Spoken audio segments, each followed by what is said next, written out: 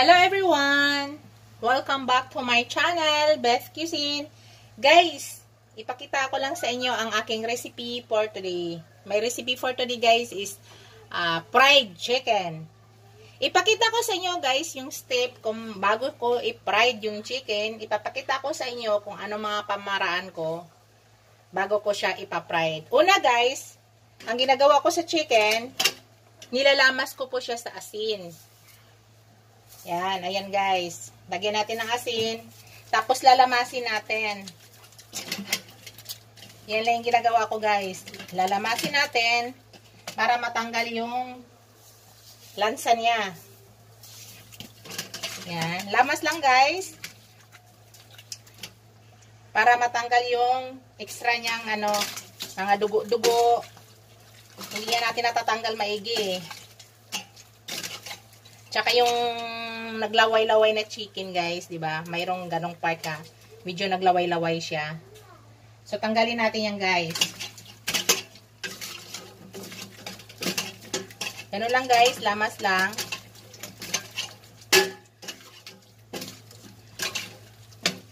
Dagdagan natin.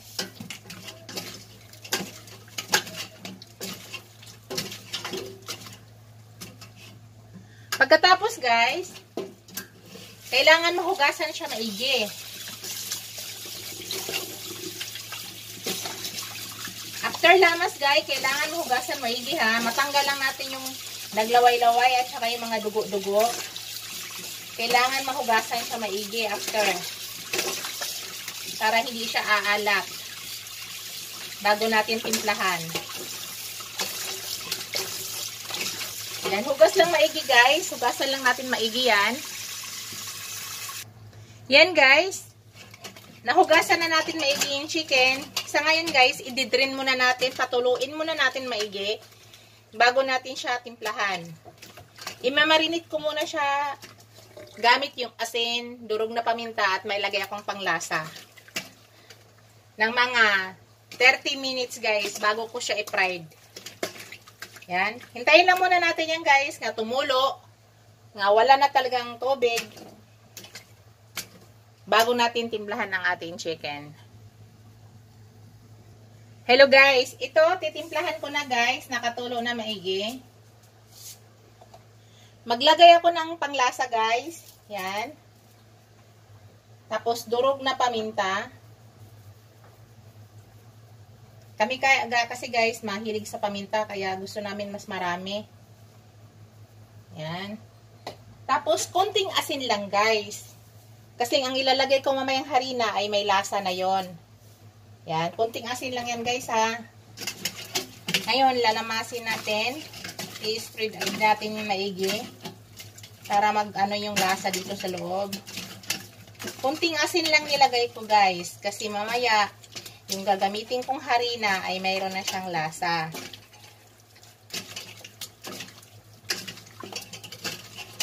Yan, magdagdag pa ko ng paminta guys. Konting asin lang nilagay ko dyan. Dagdag tayo ng konti. Asin. Tapos magdagdag ako ng paminta.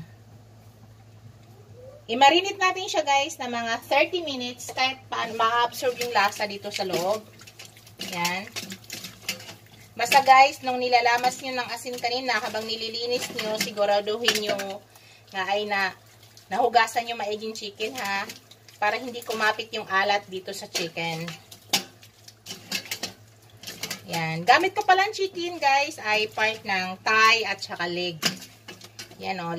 Thigh. Tapos leg. Yan. So hayaan lang natin muna siya guys.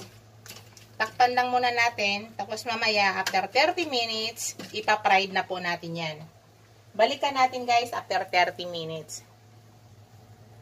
Guys, ngayon guys, ilalagay ko na ang aking, lalagyan na natin ikokos na natin siya sa harina. Yan. Ganyan lang ginagawa ko guys. Hindi ko isa-isa nga kinukot. Sinasabay-sabay ko siya. Yan. Siguraduhin lang guys nga walang tubig ha.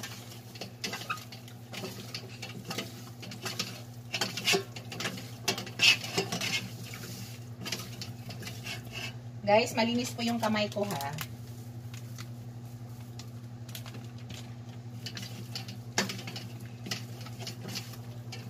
Yan. Kailangan makutsa sa loob guys. Bago natin siya ipa-fried.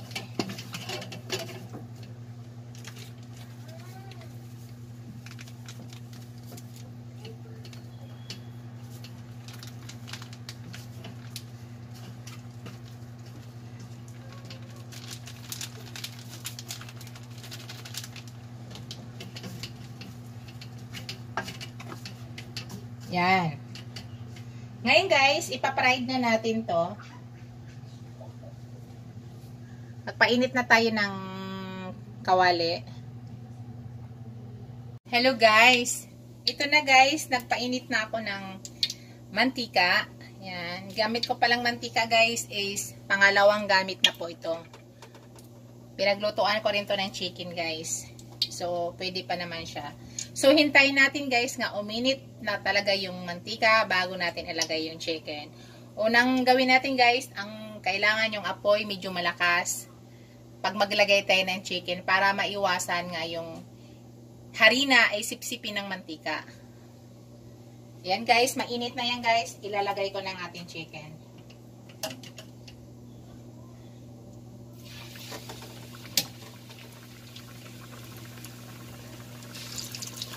Yan technique guys.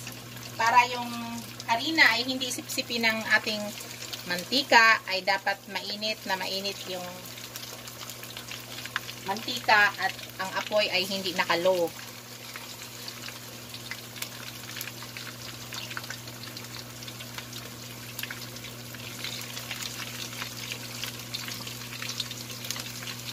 Yan. Hintayin lang natin yan guys, nga mag golden brown, din ikot-ikot lang. Pag maikot na natin, doon na tayo mag-adjust ng ating apoy. Doon na tayo mag-adjust ng ating fire, i-medium na natin. Pero sa ngayon, naka-high fire tayo guys.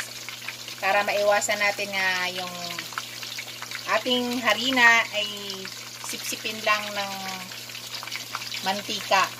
Sa ngayon guys, hintayin natin mag-golden brown, then ikotin natin. Hello guys! Ngayon, baliktarin na natin guys. Yan.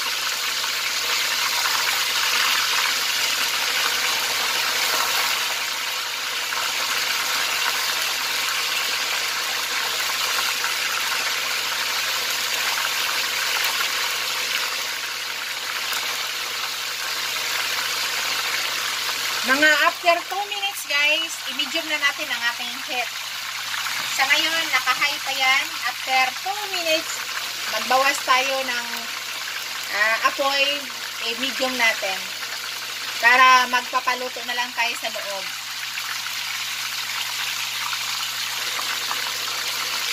Hello guys. Malapit na yan guys. Niluluto lang na natin yung inside niya. Yung pinaka-laman niya sa ilalim, yan lang yung niluluto na natin ngayon. Crispy na siya guys, oh. Napaka-crispy na. Ang ating niluluto ngayon yung loob. Ang loob ng chicken. Para hindi siya bloody. Kailangan ngayon, ang apoy natin ay medium na. Dahan-dahan lang at ikot-ikotin lang nyo guys. Ikot-ikot lang. Para maluto yung loob. So, malapit na yan guys. Para yung iba na naman yung lulutuin natin. Hello guys. Yan guys, luto na yan. Kukunin na po natin yan. Para isunod na natin yung next batch natin nga ipa-fried. Ayan guys, oh, napakalutong na yan guys. Yan. Napakalutong na yan guys.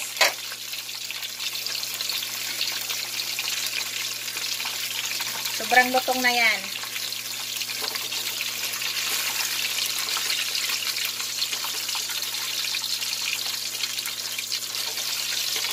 Malutong, pero dapat ma-juicy pa rin siya guys. Hindi dapat tuyong-tuyo ha.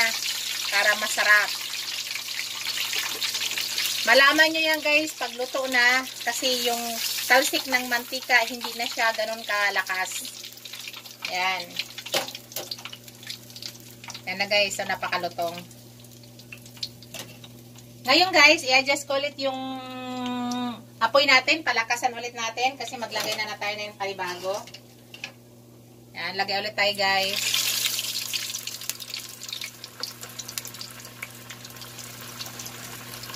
Yan yung technique guys para maging crispy ang inyong fried chicken. Dapat malakas ang apoy habang nilalagay ang ating chicken. Tapos dapat mainit ang mantika talaga. Super init dapat.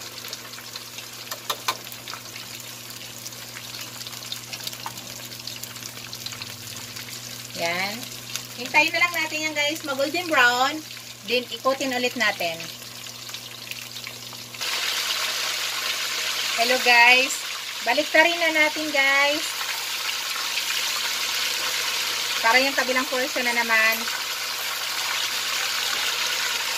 Yan. Baliktarin muna natin. Para yung sa kabila na naman.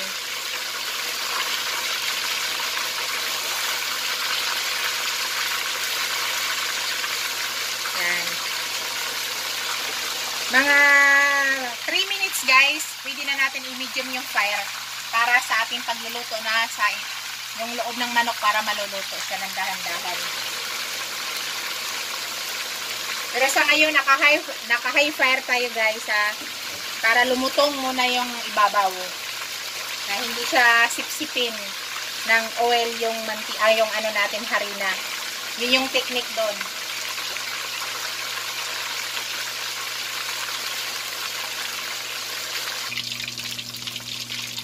Guys, luto na guys. Tanggalin na natin. Tanggalin na natin guys. Patayin muna natin apoy. Luto na siya. Kaya napaka-crispy guys, oh.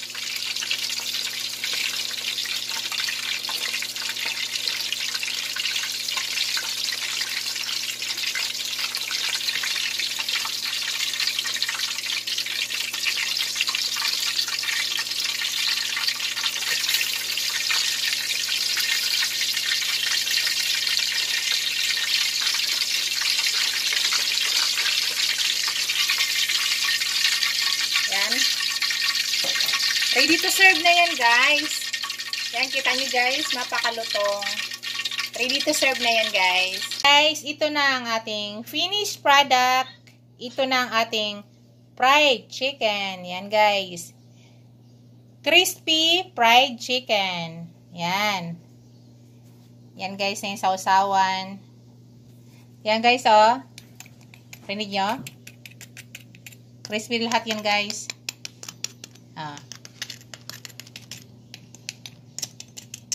Yan.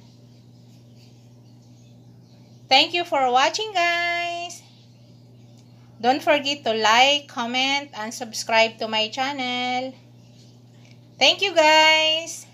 See you in my next video. Bye. God bless you all. Bye.